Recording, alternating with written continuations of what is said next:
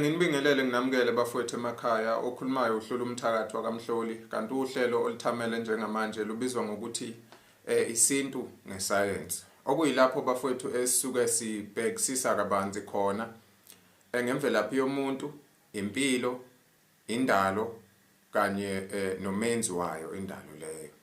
So sibhekisisa kabanzi lezo ingxenye ngokujula kwakhona. Sikwenza lokho ngokuthi sibuke ama-topics abandakanya i-spirituality kanye nento ogama layo ibizwa ngokuthi i-matrix engikholwa ukuthi lelo gama abaningi bethu sebeyalazi. Okungenzeka ukuthi mhlawumbe abaningi bethu abaka-understand ukuthi yini kahle kahle i-matrix nokujula kwakhona, kodwa nje ngisho ukuthi lelo gama lelo igama osulujwayele mhlawumbe nokuthi mawudlula lapha nalapha ku-social media ulizwe from time to time.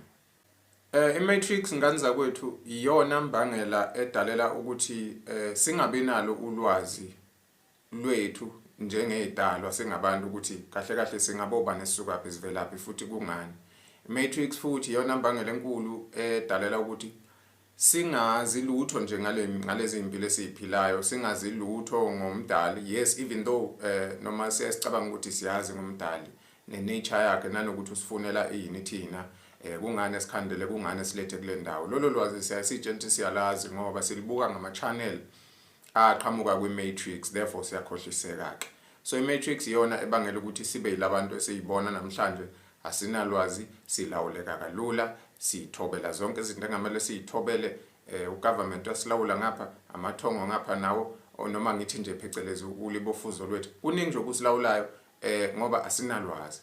Ngiyayithanda-ke incwadi engcwele ngoba nayo iyayizi kuveza ukuthi kahle kahle umuntu ongenalwazi uyathande ukudukiseka kalula ngoba usuke engayazi i-direction, usuke engayazi i-destiny. So kungaqhamuka nanoma ngabe isiphi isimo noma ngabe imuphi umuntu amlawule amuse la athanda khona.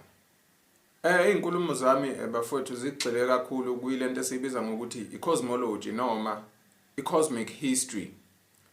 Mawuthanda-ke ngolimi lwesayensi ungathi i-space science. Kusho ukuthi i-space science is a modified perspective of i-cosmic history noma i-cosmology still. Izinkulumo zami bafowethu iphinde igxile kwi-quantum physics, i-molecular biology, i-physical sciences, i-biology and human anatomy, i-kilontic science, i-morphogenetic science, ebese sivala nge-Merkaba mechanics. Imfundiso zami zigxile kakhulu kuleyo mkhakha leyo. Masingakwazi ukugxila lapho singakwazi ukuthi si-understand-ke the true nature of uNkulunkulu. Sibuka i-cosmology kakhulu because i-cosmology ila sesibuka khona the universe, the galaxy, the solar system, the stellar, the celestial bodies and the planets esiphila kuwo. And then sesingafika-ke ko-anatomy sesibuka imvelo-ke, but after si-understand ama-planets ngoba thina sikuma-planets and siyathola ukuthi ama-planets akusiyo yodwa kuphela le planet esiphila kuyo ngaphansi kwayo, planet Earth. Maningi esiphila ngaphansi kwawo.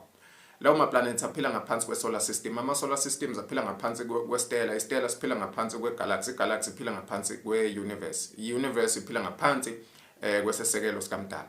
So kusho ukuthi imvelaphi yethu thina la sivela khona kukude bafethu, sisuka kude, asimananga nje sayithola sesimemfuka la kwa-Earth esikhandwe uJehova. Ngiyazi ukuthi besazi kanjalo kodwa akunjalo ngani zakwethu. Kulesi siqephu sanamhlanje uzothola kabanzi ngoba soke singene-ke sijuleke kuyona inkulumo yethu. Right-ke ake siqale bafowethu sikhumbuzane noma sifunde, but ngithanda kakhulu ukusebenzisa igama elithi siyakhumbuzana. because ayikho into, nothing is new under the sun bafethu, akekho umuntu ongakufundisa into entsha. And ngiyathanda ngoba imizimba esiyithwele noma imizimba esiyembethe inama cells la kuthina ngaphakathi, ama compartments okuhlohla ulwazi. Kusho ukuthi thina we have so many memories kuma genetics wethu noma kulibofuzo lwethu noma kulento esibiza ngama cellular memories. Okusho ukuthi into eziningi ingakho nje sometimes uzothi mawubona into ingakumangazi sometimes, even though ngisho wathi uyaqala ngqa ukuyibona kodwa ivele ingakumangazi, somehow ufeel ngathi wakwayibona. Ukuzwe ingoma oqalayo ukuyizwa uzwe ukuthi le ngoma ngathi angiqala manje angazi ngangiyibona. Ubona isimo senzeka kuwe, kufike something ekutshela ukuthi hayibo lesimo lento angiqala ukuyibona kodwa manje ke ngangiyibona uyabona, because we have memories inside of us. So each and everyone umuntu osamfundisi ofana nami, ayikho into entsha akufundisa yona, lo muntu kuphela nje ukukhumbuza. So bafethu ake sikhumbuzane ke lezi imfundiso esezilethwa ilo mama engimshoyo okuthiwa uAshayana Dean. Nawe ungahamba uyomresearcher, igama lakhe liyavela lapho ku screen. Ungahamba uyomresearcher, uresearch incwadi zakhe, uresearch ama videos wakhe, akhona all over. Lezi zinto engikhulumayo ungahamba uyolalela ku. So ngiyambonga kakhulu Ashayana, uyena obe influence yale yonke lento engikhulu engifundisa ngayo njengamanje. Yes, benginalo ulwazi before, but it was ulwazi nje lola emhlabeni lolu olu basic. And Ashayana comes noma she brings in a whole new perspective towards indlela yokubuka impilo njalo njalo. Nakho kumele sikwazi ngempilo. Nayi into indlela engiyaye ngithande ukuchaza ngakhona impilo okuthi izoyisimplifya yonke lento yempilo ukuthi kanjani. Impilo bafethu is divided into two.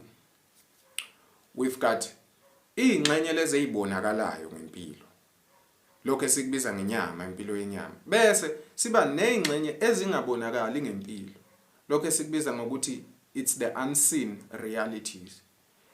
Kukhona impilo ekhona engakhona ukubonakala ngamehlo, bese kuba khona le yethu ke ekwazi ukuthi ibonakale ngamehlo. Now impilo yonkana nje, ngoba ngihleze ngisho bafethu ngikufihla ukuthi uNkulunkulu akasiyo lento thina ebese sicabanga ukuthi uyiyo nendlela esesifundiswe ngakhona ukuthi unjalo. Simazi njengoJehova noJesu njalo njalo. Iwona amehlo esibuka ngawo uNkulunkulu. And masimbuka ngalelo so sithathe simbuke njengesidalwa esifana nathi. Kanti the true nature of uNkulunkulu is energetic rather than being personal. We shouldn't personify uNkulunkulu because uNkulunkulu is nothing compared to us, noma is nothing close to us in terms of true nature. Thina singezinye zezinto uNkulunkulu azikhandile ngalobuyena obuyi energy. Kusho ukuthi mangabe sifuna ukunderstand ukuthi yini uNkulunkulu, asi understand something i-physical sciences ebiza nge-energy phecelezi i-electromagnetism or the unified fields of electromagnetism or the primal forces of creation, uyabona, or the infinite source of energy, uyabona. uNkulunkulu nje uyi-energy nje, ngoba le energy iyona ke ekhanda isihlahla, ikhanda umoya, ikhanda ama-planet, ikhanda ama-galaxies, ikhanda umuntu, konke kukhandwe ile energy le. And ayikwazi ukuchema ithi yona ingumuntu, iyisiqe esiwumuntu. I-nature yayo ikuleyo energy leyo. Kusho ukuthi uma ngabe sithi uJehova uyisidalwa noma uNkulunkulu, yes siyasho kanjalo, but ofana nathi, hayi kushuthi naye unomdali. Ngoba inature kaMdali akachemi, ngeke athi yena his true nature uyisihlahla. Sizothi thina siyabantu, thina uNkulunkulu sishiya ngaphi? Yini ungathi ufana nathi ngoba nathi usenzile safana nawe? Uma ethi uamanzi, thina nezihlahla sommangalela. Uma ethi uyithi, izilwane nezihlahla namanzi kuzommangalela. So therefore kumele angachemi abe uNkulunkulu nje o neutral. Any state sakhe ukuyi energy. God is energy. Basically sizama ukusho lokho. Mabe nje uhlangana nomuntu esithi uyakubuza ukuthi umuntu emfatha ungichazele yini uNkulunkulu, ubani uNkulunkulu? Simple. Usho nje very simple. God is energy. Uyabona? uNkulunkulu uwumnyombo wamandla, an infinite source of energy or electromagnetism mawusochoma kakhulu. Uyabona? Ilokho kumele sikwazi. uNkulunkulu uyi-energy, u-shapeless, u-odorless. Uyabona? Akanayo i-shape, akanalo iphunga. Uyabona? Shapeless, odorless, akanawo wonke lama bodies thina sinawo. Uyi-energy e-conscious. Akasiyo nje energy kuphela, kusho ukuthi nayo uyisidalwa in a kind of way, but in nature yakhe yokuba yileso sidalwa iyi-energy. leyo energy futhi conscious, ngoba ukuba conscious kusho ukubheka, ukubona. Kusho ukuthi uNkulunkulu uyileyo energy leyo eluketsheze kwazi ukuflow mayithanda, ibe solid mayithanda, ibe ivapor mayithanda, ibe liquid mayithanda, ikuleso state leso. And ngokuba kuleso state iyakhona ukuthi ihambe izifaka emzimbeni, ifike eqale nje ikhande imzimba nje. Ngoba isihlahla container kaNkulunkulu umzimba, amanzi umzimba, umoya umzimba. Emoyeni kuphila uNkulunkulu phakathi, esihlahleni kuphila uNkulunkulu phakathi, emanzini kuphila uNkulunkulu phakathi, kuwe uphila uNkulunkulu phakathi, kwinunu uphila uNkulunkulu phakathi. Uyena uNkulunkulu ke lo. Uyabona? Kusho ukuthi njoba i-energy uyena msuka, njoba sengichazile ukuthi khona impilo esiyibonayo ngamehlo, khona impilo esingakwazi ukuyibona ngamehlo. Kusho ukuthi zombili lezi impilo, i-spiritual life and a physical life, it is all designed and created and manipulated by energy as the infinite and primal source of all realities and all life and all biology.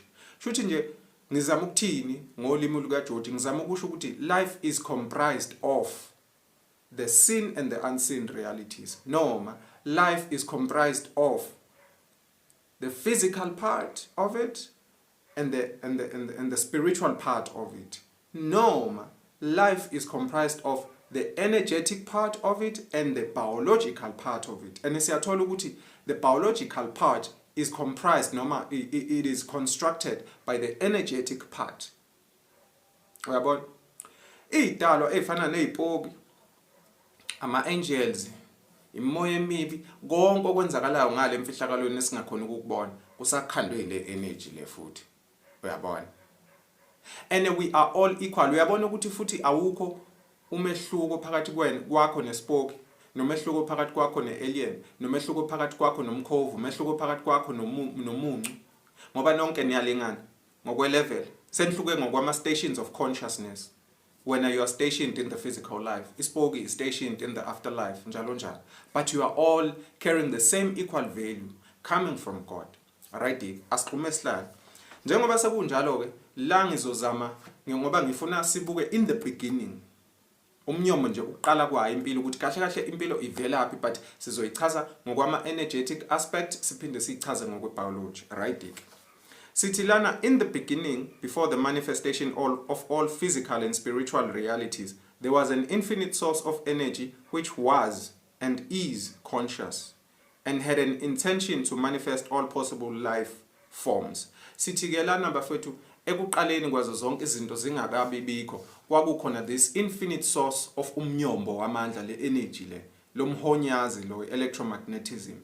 And this energy had an intention to create all possible forms of life. Yabe isicabanga ukukhanda all possible forms of life. Impilo ngokwehluka, yabe sifuna ukukhanda impilo le energy ngokuhlukahlukana kwayo ibe diverse, ingayikhanda ibe isiqe sodwa. And thina ngokutshelwa kwethu iBhayibheli sithi sazi ukuthi nje khona uheaven no earth. Asazi ngamanye ama dimensions aphila. Therefore kusho ukuthi idalo eziphila kulamanye ama dimensions zizokwazi ukufika la kwa earth, ifike zisimanipulate ngani ngoba vele asazi nanokuthi ziyaphila. Ngisho sitshelwa ukuthi ziyaphila, asikhona ukukuvuma lokho ngoba asifundiswanga, sihamba ngendlela esifundiswe ngayo. Uyabona? So asibuyele la ku energy noma uNkulunkulu njenge energy. Sithi uNkulunkulu uyini? uNkulunkulu is a conscious energy field which has got an intention. Noma uNkulunkulu is an energy field which is conscious and it has an intention. Inhloso ingcabo umsuka wayo yonke creation.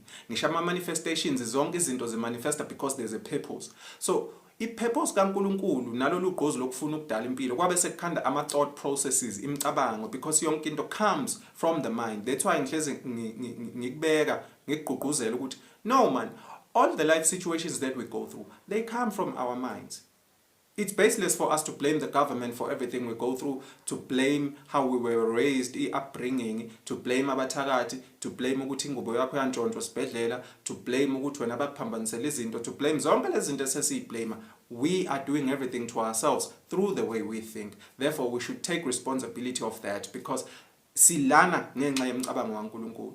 Thoughts create reality. Emotions create reality. Sound creates reality. So izinto ekumele sizazi lezo so that we will be responsible for our manifestations and our creation. So sithi nakho ekuqaleni kwakukhona lo uNkulunkulu efuna ukukhanda lempilo le. That is what we have to know initially nje about umdali, right? Okwesibili ke, we refer to this energy as the we refer to this infinite energy as God. Iyo ke le energy engisho iyo ke thina le abantu esibiza ngoNkulunkulu. Uyabona?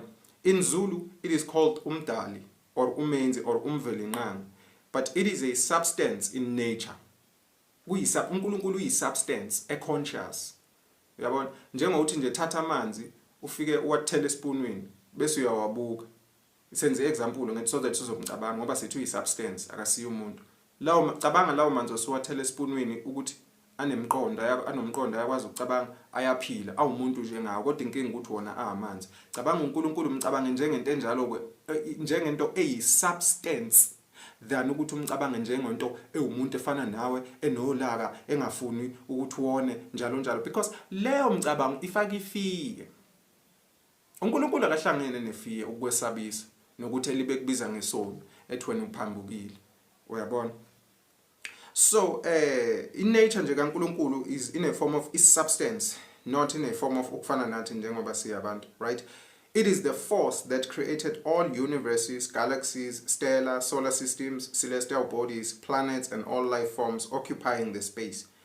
Njengoba sengichazileke lokho ukuthi uNkulunkulu yena owakhanda the universes, the planets, ngeke ngakusho lokho kuzwini. This is an energy, this energy is or has no beginning and no end. It cannot be created, recreated, or destroyed. It is infinite in nature and it has no creator because it is the all. Uyabona? Lo nkulunkulu ke phezu kwa wonke amagama esesimbize ngawo, uma simusa kuyisimo sakhe lesi sokuba i-energy singambiza ngokuthi amandla aphakade noma umnyombo wamandla aphakade. Umnyombo wamandla aphakade. Kusho ukuthi yona ngqabu, yona root cause yawo wonke amandla akhona. Uyabona?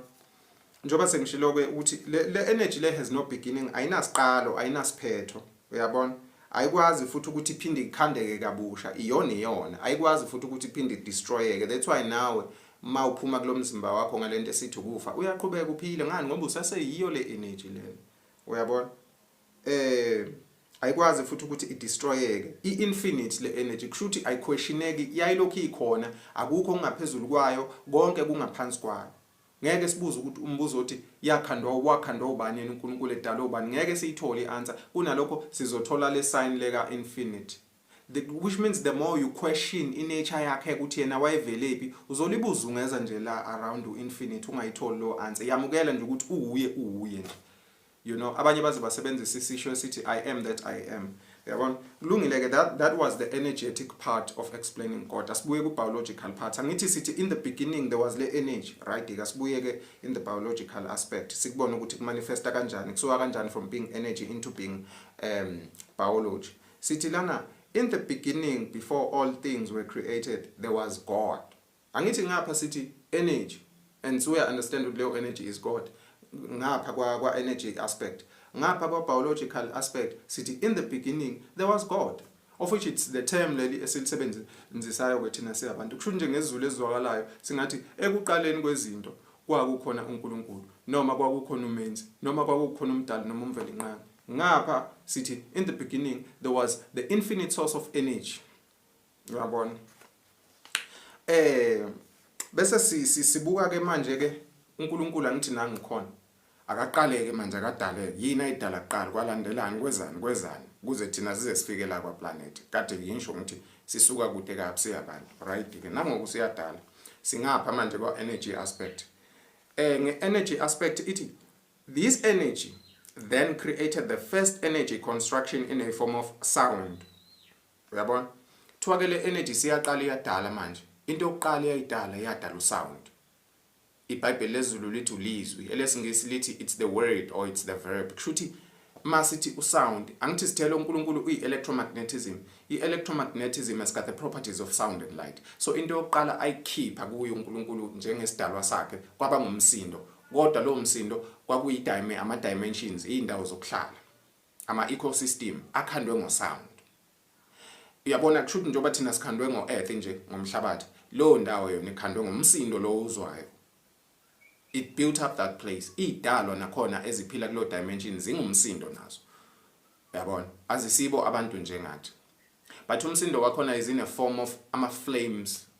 I know for now it might take time for you to make sense. Think of a flame, a burning flame. Ngikutshela ngithi isidalwa lesiyana umuntu. Don't just see it as just fire. You know?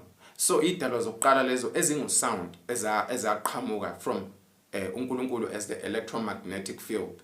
Then first manipulated itself into creating the sound vibrations now and the sound realities. From that sound realities came the light realities or the light properties of electromagnetism. Asiphinde sichaze nge-physics. There's electromagnetism. Within electromagnetism, there is sound and light properties, which means electromagnetism is made up of the sound and the light properties. So, since city law electromagnetism, in the beginning, before kube khona zonke izinto, kwakukhona lo nkulunkulu electromagnetism. Mese dala wakhipha kuqala usound. Awubeka lapha wathi qekelele. Usound wayesekubeka kuyo ukuthi sound qhubeka udale yonke into ebengifisa ukuyidala, but ngesimanga sokuthi angikwazi ukushiya position yami njengonkulunkulu. Na i-blueprint ngifuna kuba wena oba responsible etshela lezi idalo ezingu sound.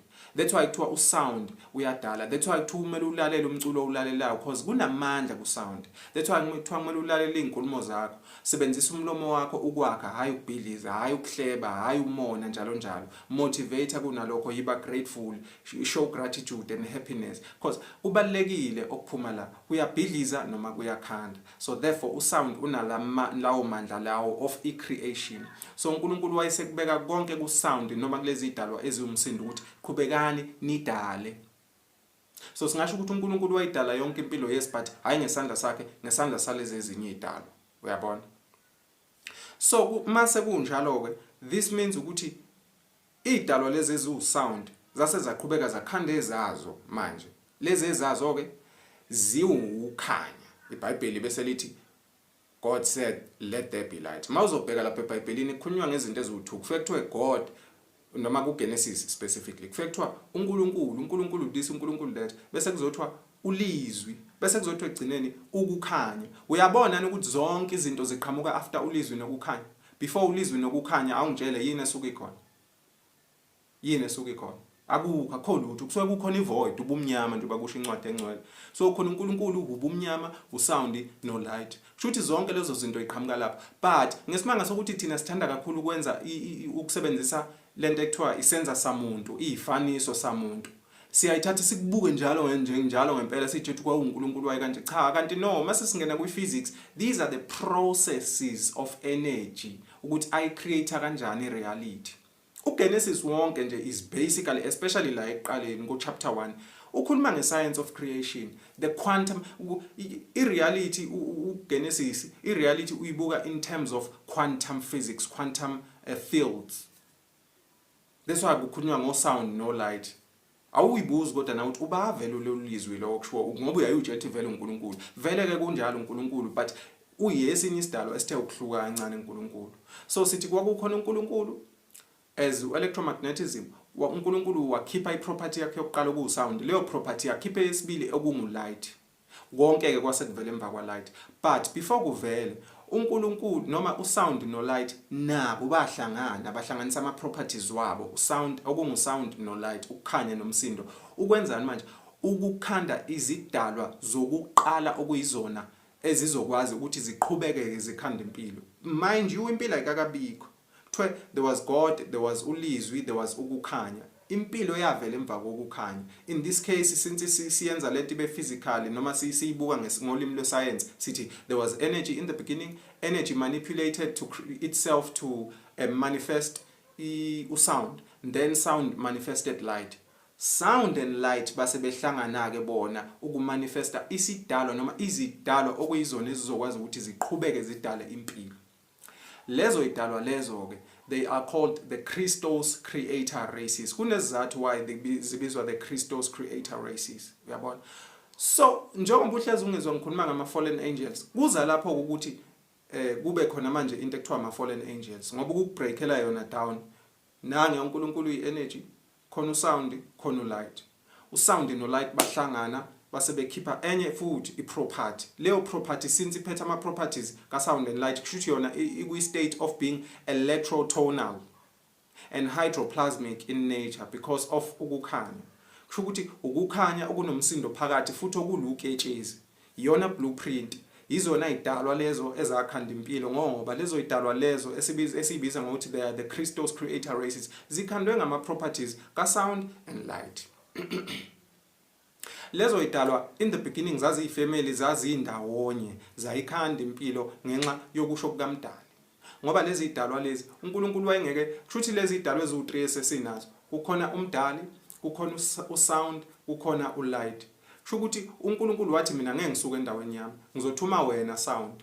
No sound wathi ngeke ngisuke endaweni yami ngizothuma wena light. No light wathi ngeke bonke bathi ngeke sisuke endaweni yethu ukuzokhanda impilo sizoyikhanda ngesandla sezinye idalwa. So laba usound no light base bekhanda ke lezi idalwa esithi zingama Christos creator races le emazulwini ezulwini lokuqala noma emazulwini okuqala le kuma higher dimensional frequencies mase sikhuluma in terms of frequency spectrum and densities. Uyabona? So lezi idalwa zazi ifamily zindawonye zimelelene necebo likaNkulunkulu ukuthi zizokhanda impilo bese ijike ziyayinakekela futhi ziyayireplenish. Zase ihlukana phakathi zazi izodwa ziyifamily yama Christos zase zahlukana phakathi. Ezodwa zase ifuna ukulwisana naleli cebo likaNkulunkulu ezinye kwase kumele ukuthi zilivikele. Kuza kanjalo ukuthi sibe nama fallen angels nama guardian angels. Yabona? So mangabe uzwe nje mhlambe ungizwe noma uzwe omunye umuntu eyathi mekhuluma bale zonke lezi zinto zoma fallen angels just know ukuthi ukhuluma ngento kanjalo kunezidalwa ezadalwa zanikezwa amandla obuNkulunkulu ukuthi zikwazi ukudala. That's why mangabe researcher uthi nje ukujula kancane ngeresearch uhlehluye emumva uzothola kukhulunywa lapha ngezidalwa efana no Anunnaki ezazibiza ngama creator gods. Vele kukufanele ukuthi zibize kanjalo ngoba zisuka kulama dimensions engiwasho lawa ale phezulu but akusizona ezakhanda impilo. Kufana nalezi njengamanje lezi idalwa esibiza ngama Jehovian Anunnaki lezi ezi responsible kakhulu for a religion hence it's called Jehovah uNkulunkulu wakhona eziserve under into ekuthiwa iJehovian matrix. So we've got the Jehovian Anunnakis serving under the Jehovian matrix. They represent Christianity noma religion noma nje yonke le nto enzakala laphana kwiBhayibheli. Uyabona? So we have to know that bafowethu ukuthi impilo ayinjengoba besilibe sitshelwa ukuthi ingakhona and we have to free ourselves noma free our minds from wonke lamaketango lawo sibophile because zonke lezo zinto ungalazi iqiniso ukuba ne-information wrong kulimanza ama thought patterns wethu. Uyabona? Konke lokho bafowethu kulimaza ama thought patterns wethu kulimaza indlela esizizwa ngayo ama emotions wethu kumanifesta as impilo kithina. Impilo ziba nzima because asuwazi amaqiniso we have literally been misaligned from iqiniso. Iqiniso asulazi ngokugcwele and therefore ngongalazi lelo qiniso lelo kulula ukuthi sidukiseke. Ngeke ngabala kwa ema videos wami ema video nami amaningi ukuthi mawungalazi iqiniso kulula ukuthi iqhamuke noma ubani akutshela mfowethu indlela ingaphi uyishintshe ngempela ngoba nawe awazi kodwa mawaye uyazi indlela nedestiny ukuthi kuphi noma aqhamuka noma ubani athi mfowethu na indlela ngapha uthi hey kahle mfowethu ngiyazi indlela nansi yabona la ngihamba ngakhona ngi-right. The reason why silana namhlanje is because we don't have such knowledge. Izinto eziningi zifihliwe zibizwa ngama terms afana no esoteric or occult information ulwazi olu reserved for abantu abaspecific. Uyabona? So what we do thina siye ezikoleni njalo we go to work siyosebenza le system izinto engamele kahle kahle sathunyelwa la emhlabeni to destroy this matrix system esiphila ngaphansi kwayo but thina sizithola sivuka every day siyoyisebenzela because silahlekelwa amandla ethu asiyazi empowerment yethu ukuthi lele kuphi. Uyabona? So ngizophinde ngibuye bafowethu nenye video landelayo lapho futhi sizobe sesiqhubeka futhi sesehla nayo lento because it's a step down process. Yabona njengoba ngiqalela kuNkulunkulu ngenzela ukuthi size siyofika sehle nawo ama dimensions njalo njalo size sifike la kwa earth. Understand ukuthi safika kanjani la kwa earth ngoba wena wazi ukuthi savele samemfuko nje sesikhandwa uJehova through Adam and Eve ongesilona iqiniso. Bafethu ngiyacela okunye asizame noma yathiwa une ego noma yathiwa unakho yabona lento yokuba kuthiwa yini cognitive dissonance leyo ukuthi mawuzwe information entsha usheshe uyiphikise njalo njalo kulungile but asikazame bafethu ukuthi angisho ukuthi ngithi ngiright futhi ngilalelani. All I'm saying is that just awungiphe nje indlebe ulalele engikushoyo bese uyozenzela i-research yakho bese uyabuya kolwazini lwakho lidala usucomparisa ke nawo cause inhloso yami bafethu angilwi namuntu I don't have inxa nomunye umuntu my primary purpose engithunyelwe la emhlabeni ukuzonenza nikhumbule le information ngishilo mangiqala ivideo ngathi this is not new it's just a remembrance a reminder ngiyanikhumbuza bafethu of the true nature of who we really are njengabantu so all I'm saying is that do your own research trust you me uzofika ulithole nawe iqiniso njengoba likanje if you do your research properly yabona so nje singakho sanamhlanje bafethu isiqephu ngiyathemba ukuthi nizophinde nikwazi ukuthamela esilandelayo sizobe sisaqhubeka khona la kwi physical ne spiritual aspect of lezi impilo esiphilayo siyabonga kakhulu